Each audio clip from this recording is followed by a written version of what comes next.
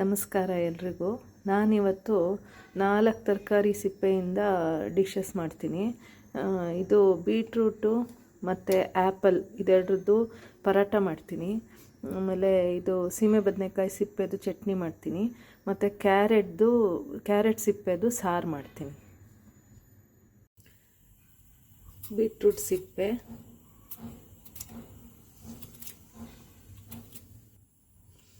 Apple ಸಿಪ್ಪೆ,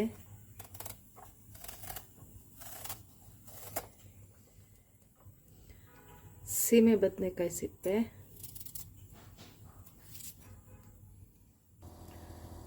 carrot ಸಿಪ್ಪೆ,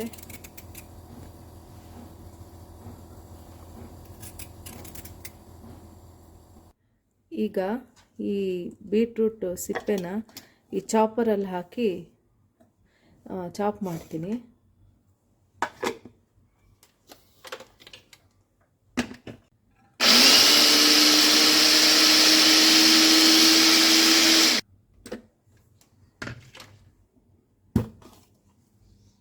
ಆಗಿದೆ. ಈಗ ಇದನ್ನು ಗೋಧಿ ಹಿಟ್ಟಿಗೆ ಹಾಕ್ಕೊಳ್ತೀನಿ.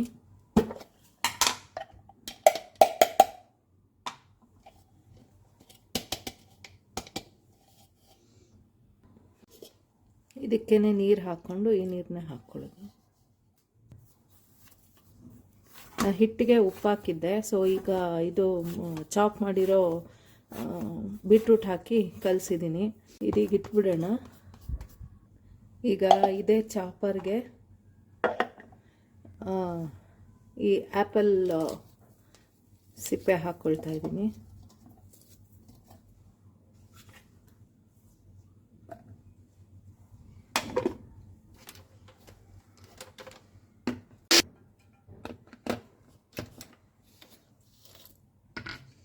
ಈಗ ಇದಕ್ಕೇನೆ ಒಂದು ಸ್ವಲ್ಪ ಕೊತ್ತಂಬರಿ ಸೊಪ್ಪು, ಒಂದು ಸ್ವಲ್ಪ ಪುದೀನ, 1 ಅಥವಾ 2 ಎಷ್ಟು ಬೇಕೋ ಖಾರಕ್ಕೆ ಅಷ್ಟು ಮೆಣಸಿನ್ಕಾಯಿ ಇದನ್ನು ಹಾಕಿ ಮತ್ತೆ ಚಾಪ್ ಮಾಡೋಣ.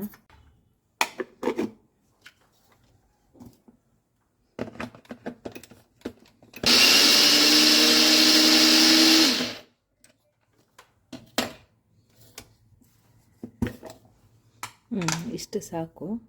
ಒಂದು ಬೌಲಿಗೆ ತೆಕ್ಕೊಂಡಿದ್ದೀನಿ. ಅದಕ್ಕೀಗ 1 table spoon flax seed powder ಹಾಕ್ತಾಯಿದ್ದೀನಿ. ಅಗಸೆ ಬೀಜ ಅಂತಾರಲ್ಲ ಅದರದ್ದು ಪುಡಿ, 1/4 ಟೀ ಸ್ಪೂನ್ ಉಪ್ಪು, ಒಂದು 1/4 ಕಪ್ನಷ್ಟು ತುರಿದಿರೋ ಆ್ಯಪಲ್, ಇದಿಷ್ಟನ್ನು ಸೇರಿ ಕಲಸಿಟ್ಕೊಳ್ಳೋಣ.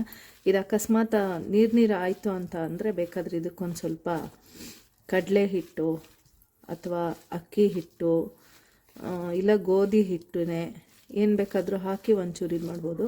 ಬಟ್ ಪರವಾಗಿಲ್ಲ, ಇದೊಂಚೂರು ನೀರು ಬಿಟ್ಕೋತು ಅಂದ್ರೂ ಹಿಂಡ್ಬಿಟ್ಟು ನೀರನ್ನ ಹಾಗೇ ಸ್ಟಫ್ ಮಾಡ್ಬೋದು, ಏನು ತೊಂದರೆ ಆಗಲ್ಲ.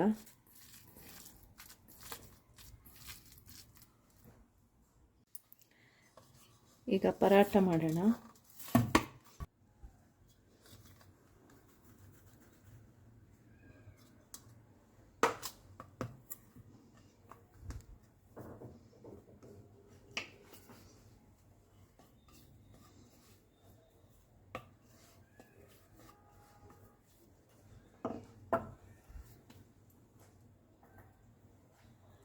ಇದು ಸ್ಟಫಿಂಗ್ ಮಾಡಿದ್ವಲ್ಲ, ಇದು ನಾನು ಬರೀ ನೀರು ಹಿಂಡಿದ್ದೀನಿ ಅಷ್ಟೇ, ನಾನು ಇನ್ನೇನು ಆ್ಯಡ್ ಮಾಡಿಲ್ಲ.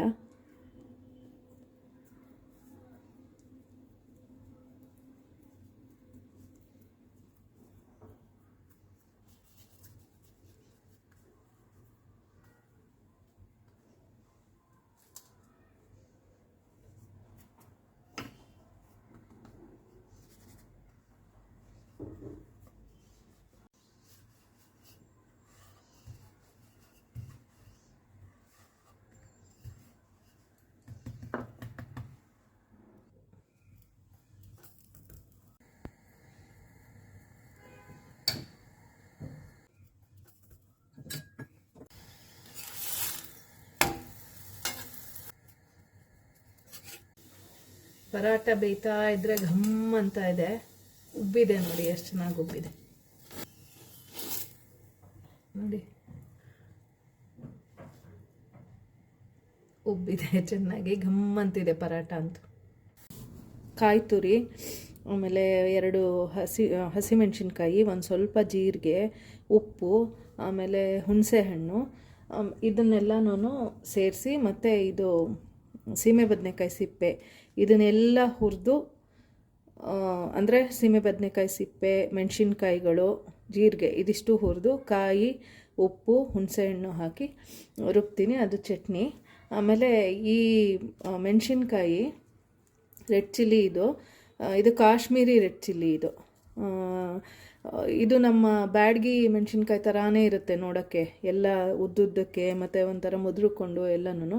ಬಟ್ ಇದು ಕೂಡ ಖಾರ ಇರಲ್ಲ, ಒಳ್ಳೆ ಕಲರ್ ಕೊಡುತ್ತೆ, ಬ್ಯಾಡಗಿಗಿಂತ ಜಾಸ್ತಿ ಕಲರ್ ಕೊಡುತ್ತಿದ್ದು. ಇದಿಲ್ಲಿ ಸಿಗುತ್ತೆ ನಮಗೆ, ಇಲ್ಲಿ ಡೆಲ್ಲಿ ಗುರ್ಗಾವಲ್ಲೆಲ್ಲ ಇಲ್ಲಿ ಇದು ಸಿಗುತ್ತೆ. ಮಿಕ್ಕಿದೆಲ್ಲ ಹುರಿದಿದ್ದಾಗಿದೆ, ಈಗ ಮಿಕ್ಸಿಗೆ ಹಾಕ್ಕೊಳ್ಳೋಣ.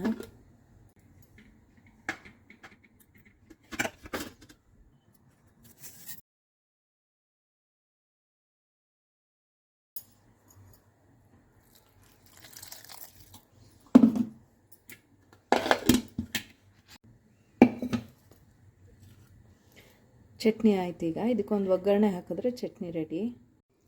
ಈ ಕ್ಯಾರೆಟ್ ತುರಿನೂ ಅಷ್ಟೇ ರುಬ್ಕೊಳ್ತೀನಿ, ರುಬ್ಕೊಂಡು ಅದನ್ನು ಸಾರಿಗೆ ಹಾಕ್ತೀನಿ. ಸಾರು ಕುದೀತಾ ಇದೆ. ಸಾಸಿವೆ, ಈ ರುಬ್ಬಿಟ್ಕೊಂಡಿದ್ನಲ್ಲ ಕ್ಯಾರೆಟ್ ಸಿಪ್ಪೆ ಅದು, ಆಮೇಲೆ ಇದು ಹಸಿ ಕಸೂರಿ ಮೇಥಿ ಅಂತೀವಲ್ಲ ಅದು ಇದೀಗ ನಮಗೆ ಗುರ್ಗಾವಲ್ಲಿ ತುಂಬ ಚೆನ್ನಾಗಿ ಸಿಗುತ್ತೆ. ಈ ಥರ ಇರುತ್ತೆ, ಎಲ್ಲ ಬಿಡಿಸೇ ಇರ್ತಾರೆ, ಈ ಥರ ಇರುತ್ತೆ. ರೆಗ್ಯುಲರ್ ಮೇಥಿ ಸೊಪ್ಪಿಗೂ ಇದಕ್ಕೂ ಏನು ವ್ಯತ್ಯಾಸ ಅಂದರೆ, ಇದು ಸ್ವಲ್ಪ ಅದಕ್ಕಿಂತ ಸ್ವಲ್ಪ ಏನು ತುಂಬ ಜಾಸ್ತಿನೇ ತುಂಬ ಜಾಸ್ತಿ ಕಹಿ ಇರುತ್ತೆ. ಅದಕ್ಕೇ ಕಸೂರಿ ಮೇಥಿ ಕೂಡ ಯಾವುದ್ರಲ್ಲಿ ಯೂಸ್ ಮಾಡಿದ್ರೂ ಕಡಿಮೆ ಯೂಸ್ ಮಾಡೋದು ಅದು. ಬಟ್ ಈಗ ಹಸಿದು ಸಿಗುತ್ತೆ, ಸೊ ತೊಗೊಂಡು ಬೇಕಾದ್ರೆ ಒಣಗಿಸಿಟ್ಕೋಬೋದು, ಇಲ್ಲ ದಿನ ಯಾವ ಅಡುಗೆಯಲ್ಲಿ ಬೇಕಾದ್ರೂ ಉಪಯೋಗ ಮಾಡ್ಬೋದು. ಇದಕ್ಕೊಂಚೂರು ಹಿಂಗೆ ಹಾಕ್ತಾ ಇದ್ದೀನಿ.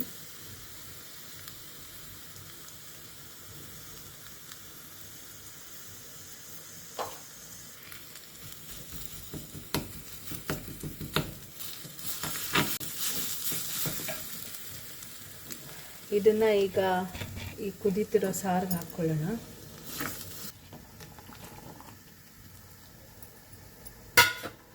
ಸಾರು ಮಾಮೂಲಿ ಅದೇ ಬೇಳೆ ಬೇಯಿಸಿ ಅದಕ್ಕೆ ಎಷ್ಟು ಬೇಕೋ ಅಷ್ಟು ನೀರು ಹಾಕಿ, ಆಮೇಲೆ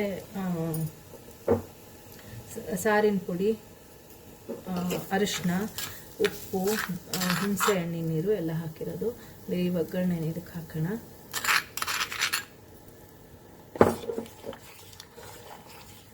ಇದಕ್ಕೆ ಬೇಕಾದ್ರೆ ನಾವು ಕ್ಯಾರೆಟ್ ತುರಿ ಅಥವಾ ಈ ಕ್ಯಾರೆಟ್ ಸಿಪ್ಪೆ ರುಬ್ಬಿರೋದ್ರ ಜೊತೆ ಬೀಟ್ರೂಟ್ ತುರಿ ಅದನ್ನು ಬೇಕಾದರೂ ಹಾಕ್ಬೋದು. ಒಗ್ಗರಣೆಲೆ ಅದನ್ನು ಹುರಿದ್ಬಿಟ್ಟು ಹಾಕಿದ್ರೆ, ಇಲ್ಲ ಈರುಳ್ಳಿ ಕೂಡ ಹಾಕ್ಬೋದು, ಚೆನ್ನಾಗೇ ಇರುತ್ತೆ.